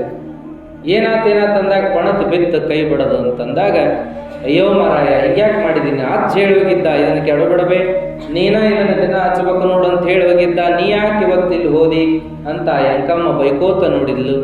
ಅವಾಗ ಏನು ಮಾಡಾತಿ ಈಗ ಅಂತಂದಾಗ, ಬಗ್ಗೆ ಇಲ್ಲ ಬಿದ್ದು ಎಣ್ಣೆನ ಹಳ್ಳಿ ಪಣತಿಗೆ ಬಳದು ತುಂಬಕ್ಕಂತ ನೆಲಕ್ಕೆ ಚೆಲ್ಲಿದ್ದನ್ನು ಬಳಿಯಾಕತ್ತೀನಿ ಅಂದಾಗ, ಅವಾಗ ಕೈ ನೋಡ್ಕೊತಾನ, ಬಳಿಯಾಕತ್ತೀನಿ ಖರೆ ಕೈಗೆ ಹತ್ತವಲ್ಲದು ಅಂದವ. ಏನಾತಂತ ಎಲ್ಲ ನೋಡ್ಲಾಗಿ ಅದು ಎಣ್ಣಿನ ಅಲ್ಲ, ಅದು ಅವ್ರು ಪೂಜೆ ಮಾಡಿಕೊಂಡ ನೀರಾಗಿತ್ತಂತದೆಲ್ಲ, ಅದು ಎಣ್ಣೆಲ್ಲ ನೀರೈತವ ಇದು, ಅದಕ್ಕೆ ಕೈಗೆ ಹತ್ತವಲ್ದು, ಬಳದರ ಪಣತಿಗೆ ಬರವಲ್ದು ಅಂತ ಹಿಂಗೆ ಅವ ಅಂದಾಗ, ಅವ ವೆಂಕಮ್ಮ ಇಲ್ಲ ಅವರು ಪೂಜಾ ಫಲ ನಿನಗೆ ಮುಟ್ಲೆವ ಅಂತ ಹೇಳಿ ಹೋಗಿದ್ರು, ನೀ ಏನು ಕೆಡಿ ಬಿಟ್ಟೆಲ್ಲ ಅಂತ ವೆಂಕಮ್ಮ ಹಳಹಳಿ ಮಾಡ್ಕೊಂಡಿದ್ಲಂತ. ಮುಂದೆ ಗುರುಗಳ ಹತ್ರ ಹೋದಾಗ ಅವ್ರು ಸಮಾಧಾನ ಹೇಳಿದ್ರು. ಇಲ್ಲಿ ಆಗಿತ್ತಾಯ್ತು, ಇರುವುದಕ್ಕೆ ನಿನಗೆ ಸದಾಕಾಲ ನನ್ನ ಆಶೀರ್ವಾದ ಇರ್ತತ್ವ ಅಂತ ಹೇಳಿದ್ರಂತ. ಹೀಗೆ ಗುರುಗಳ ವಿಷಯದಲ್ಲಿ ನೋಡ್ತಾ ಹೋಗ್ತೀವಿ. ಇನ್ನೊಮ್ಮೆ ಬಳಗಾನೂರು ಊರಿನೊಳಗೊಂದು ಪ್ರಸಂಗ ನಡೀತದೆ. ಗೂಡ್ರೆಡ್ಡಿಯವರು ಅಂತೇಳಿ ಅಜ್ಜವ್ರಿಗೇನು ಜಾತಿ ಮತ ಪಂಥ ಏನಿಲ್ಲ ಇಲ್ಲ. ಒಮ್ಮೆ ಉಪ್ಪಾರರ ಮನೆಯಲ್ಲಿ, ಒಮ್ಮೆ ಕುರುಬರ ಮನೆಯಲ್ಲಿ, ಒಮ್ಮೆ ರೆಡ್ಡಿಯವರ ಮನೆಯಲ್ಲಿ, ಒಮ್ಮೆ ಜಂಗಮರ ಮನೆಯಲ್ಲಿ, ಒಮ್ಮೆ ಶೆಟ್ಟಿಯವರ ಮನೆಯಲ್ಲಿ, ಎಲ್ಲರ ಮನೆಯಾಗೂ ಯಾರಿಗೆ ಯಾರ ಮನೆಗೆ ಹೋಗ್ಬೇಕು ಅನ್ನಿಸ್ತದೆ ಹಂಗೆ ಹೋಗೇ ಬಿಡ್ತಿದ್ರು. ಅವ್ರಿಗೇನು ಭೇದ ಭಾವ ಇದ್ದಿದ್ದಿಲ್ಲ. ಗೂಡ್ರೆಡ್ಡಿಯವ್ರ ಮನೆಗೆ ಹೋದ್ರು, ಪೂಜಾ ಮಾಡ್ಕೋತೀನಿ ಅಂದರು, ಆಗಲಿ ಅಂತ ವ್ಯವಸ್ಥೆ ಮಾಡಿದ್ರು. ಶರಣರನ್ನು ಸಣ್ಣರಿರ್ತಾಗಿಂದ ನೋಡಿದ್ರು ಅವರು. ಆಮೇಲೆ ಅವ್ರು ಪೂಜಾ ವ್ಯವಸ್ಥೆ ಎಲ್ಲ ಮಾಡ್ತಿದ್ರು. ಪೂಜಾ ಮುಗಿದ ಮೇಲೆ ಅವ್ರ ಮನೆಯನ್ನರಿಗೆ ಹೇಳ್ತಿದ್ರು, ಈ ನೀರು ಎಲ್ಲಿ ಚಲಂಗಲ್ಲ, ಸೀದಾ ಹೊಲ್ದಾಗ ಹೋಗ್ಬೇಕು, ಅಲ್ಲಿ ಬನ್ನಿ ಗಿಡಕ್ಕೆ ಹಾಕಬೇಕು ಅಂತಿದ್ರು. ಅವ್ರ ಮನೆಯ ಹುಡುಗ 3 ದಿನ ಮಾಡಿದ, 4ನೇ ದಿನಕ್ಕೆ ಅಲ್ಲಿ ಮಠ ಹೋಗಿ ಹೊಲದಾಗ ಹೋಗಿ ಅದ ಬನ್ನಿ ಗಿಡಕ್ಕೆ ಹಾಕಂದ್ರೆ ನನಗೇನು ಆಗುದಿಲ್ಲ ಅನ್ನಕತ್ತ ಹುಡುಗ. ಆವಾಗ ಶರಣರಿಗೆ ಇದು ಕಿವಿಗೆ ಬಿತ್ತು. ಆ ಹುಡುಗನ್ ಕರೆದ್ರು, ಯಾಕೋತಮ್ಮ ಅಂದ್ರು. ಅಲ್ರಿ ಇಲ್ಲೆಲ್ಲಾರ ಮನಿ ಎಡ್ಕಬಲ್ಕ ಇದು ಗಿಡಕ್ಕೆ ಹಾಕಿದ್ರೆ ನಡೆಯಂಗಿಲ್ಲ, ಹೊಲ್ದಾಗ ಹೋಗಿ ಆ ಬನ್ನಿ ಗಿಡಕ್ಕೆ ಹಾಕಬೇಕಂದ್ರೆ ನನಗೆ ಆಗುದಿಲ್ಲ ಅಂತ ಅನ್ನಕತ್ತಿದ್ದೆ ಅಂದಾಗ, ಹುತ್ಸದಿ ನೀನು ಅಲ್ಲೇ ಒಂದು ವಿಶೇಷ ಐತಿ, ಒಂದು ಜಾಗೃತ ಕ್ಷೇತ್ರ ಆಗೋದೈತದ, ಅದಕ್ಕೆ ನೀ ಅಲ್ಲೇ ಹಾಕ್ಬೇಕಂತಂದು. ಮುಂದೆ ಆ ಹುಡುಗ ಒತ್ತಾಯ ಮಾಡಿ ಆದರೂ ಹೇಳಿದ್ರೆ ಅಲ್ಲೇ ಹಾಕುದ ಅಲ್ಲೇ ಹಾಕುದ. ಕೊನೆಗೇನಾತಂದ್ರೆ ಮುಂದೊಂದು ಕಾಲಕ್ಕೆ ಏನಾತಂದ್ರೆ ಆ ಭೂಮಿಯನ್ನು ಅಣ್ಣತಮ್ಮಗಳೆಲ್ಲ ಪಾಲ್ ಮಾಡ್ಕೊಳ್ಳುವಾಗ ಆ ಭೂಮಿಯನ್ನ ಗುರುಗಳಿಗೆ ಕೊಡೋಣ ಅಂತೇಳಿ ಇಬ್ಬರು ಮಧ್ಯದ ಜಾಗವನ್ನ ಗುರುಗಳಿಗೆ ದಾನವಾಗಿ ಕೊಟ್ಬಿಡ್ತಾರ ಅವರು. ಆಮೇಲೆ ಗುರುಗಳು ಅದೊಂದು ಜಾಗೃತ ಸ್ಥಳ ಆಗ್ತಾ ತಂದಿರ್ತಾರಲ್ಲ, ಅವಾಗ ಏನ್ ಮಾಡ್ತಾರಂದ್ರೆ ಅವ್ರು ಎಲ್ಲೆಲ್ಲಿ ಹೋಗ್ತಾರ, ಯಾರ್ಯಾರ ಮಹಾತ್ಮರ ಪ್ರಸಾದ ಅಂಗಾರ ತಂದಿರ್ತಾರಲ್ಲ ಅದನ್ನೆಲ್ಲ ಅಲ್ಲೇ ಹೋಗಿತಾರೆ ಎಷ್ಟೋ ದಿವಸದವರೆಗೆ. ಆಮೇಲೆ ಅವರು ಲಿಂಗದೊಳಗಾದ ಮೇಲೆ ಅದೇ ಜಾಗೆಯಲ್ಲಿ ಸಮಾಧಿ ಆಗ್ತದೆ ಅನ್ನುವಂಥದ್ದು, ಅದೇ ಅವರ ಮಠವಾಗಿ ಬೆಳೀತದನ್ನುವಂಥದ್ದನ್ನು ನೋಡ್ತೀವಿ. ಆ ಬಳಗಾನೂರಾಗ ಇನ್ನೂ ಒಂದು ವಿಚಿತ್ರ ನಡೀತದೆ. ಶರಣರು ಇದ್ದಲ್ಲಿರೋರಲ್ರಿ, ಅಡ್ಡಾಡ್ಕೋತ ಹೋಗಿ ಬಿಡೋರು. ಹಂಗೆ ಹೋಗಿರ್ತಾರ. ಆ ಊರಾಗ ಹೇಳಿರ್ತಾರ ಅವರು, ವರ್ಷ ಶ್ರಾವಣದಾಗ ಭಜನಾ ಹಚ್ಚಬೇಕು, ಭಜನಾ ಮುಕ್ತಾಯ ಕಾಲಕ್ಕೆ ಪ್ರಸಾದ ಮಾಡಬೇಕು ಅಂತೇಳಿ ಅದು ನಡೆದಿರ್ತದ. ಇದ್ರ ಜೋಡಿ ಇನ್ನೊಂದು ಏನಪ್ಪಾ ಅಂದ್ರೆ ಶರಣ ಬಸಪ್ಪನ ಪುರಾಣ ಹಚ್ಚಬೇಕು, ಮುಕ್ತಾಯಕ್ಕೆ ಊರಿಗೆಲ್ಲ ದಾಸೋಹ ಮಾಡ್ಬೇಕು. ಇದನ್ನ ಹೇಳಿರ್ತಾರ. ಎಲ್ಲ ಊರಾಗ ಇದನ್ನ ಹೇಳ್ತಿರ್ತಾರ. ಊರ್ ಯಾಕೆ ಉದ್ಧಾರ ಆಗೋದು ಅಂದ್ರೆ ಆ ಊರಾಗ ಏನ್ ಹೇಳ್ತಿರ್ತಾರ ಅಂದ್ರೆ ಶರಣ ಬಸಪ್ಪನ ಪುರಾಣ ಹಚ್ಚ್ರಿ, ಮುಕ್ತಾಯಕ್ಕೆ ಊರಿಗೆಲ್ಲ ಊಟ ಹಾಕ್ರಿ, ಚಲೋ ಆಕತಿ, ಹಿಂಗ ಹೇಳ್ತಿರ್ತಾರೆ ಎಲ್ಲ ಕಡೆ. ಹಂಗೆ ಹೇಳಿದಾಗ ಬಳಗಾನೂರವರು ಶರಣಬಸಪ್ಪನ ಪುರಾಣ ಹಚ್ಚಿ, ಶರಣಬಸಪ್ಪನ ಪುರಾಣ ಇಲ್ಲಿ ಕೇಳಿದವ್ರು ಇರಬಹುದು ನೀವೆಲ್ಲ, ಕಲಬುರಗಿ ಶರಣಬಸವೇಶ್ವರ ಪುರಾಣ ಅದೊಂದು ಭಾಳ ವಿಶೇಷ. ಭಾಳ ಕಡೆ ಅದನ್ನ ಹಚ್ತಾರ ಹಳ್ಳಿ. ನಮ್ಮ ತೀರ್ದಾಳದಾಗ ವರ್ಷ ಶ್ರಾವಣದಾಗ ಪ್ರಭುದೇವ್ರ ಪುರಾಣನ ಹಚ್ಚೋದ್ರಿ, ಪ್ರಭುಲಿಂಗ ಲೀಲಾನ ಹಚ್ಚೋದು ವರ್ಷ ಅದ ಪುರಾಣ. ಆದ್ರೂ ಜನ ಕೇಳ್ತಾರ್ರಿ ಅಂತೀವಿ ನಾವು, ಕೇಳ್ತಾರ್ರಿ ಅಪ್ಪ, ಹೇಳೋರು ಬರ್ತಿರ್ತಾರೆ, ಬದ್ಲಿ ವಿಷಯ ಮಾತ್ರ ಅದ ಇಡೋದ ಅಂತಿರ್ತಾರೆ. ಹಂಗೆ ಒಂದೊಂದು ಊರಾಗ ಒಂದೊಂದು ನೇಮ್ ಇರ್ತಾವ. ಶರಣ ಬಸಪ್ಪನ ಪುರಾಣನ ಹಚ್ಚೋದು, ಮತ್ತು ಹಂಗ ಹಚ್ಚಂಗಿಲ್ರಿ, ಇದು ಪ್ರವಚನ ಸೀದಾ ಮಾತಾಡ್ಕೊಂತ ಹೋಗ್ತೀವಿ ನಾವು. ಪುರಾಣದಾಗ ಹಂಗಿರಂಗಿಲ್ಲ. ಶರಣ ಬಸಪ್ಪ ಹುಟ್ಟಿದ ಅಂದ್ರೆ ತೊಟ್ಲ ತರ್ಬೇಕು, ಅವತ್ತು ಹೊಸ ತೊಟ್ಲ ತರ್ಬೇಕು, ಕುಂಚಿಗೆ ಹೊಲಿಸ್ಬೇಕು, ಹಾಸಿಗೆ ತರ್ಬೇಕು, ಎಲ್ಲ ಹೊಸದೇ.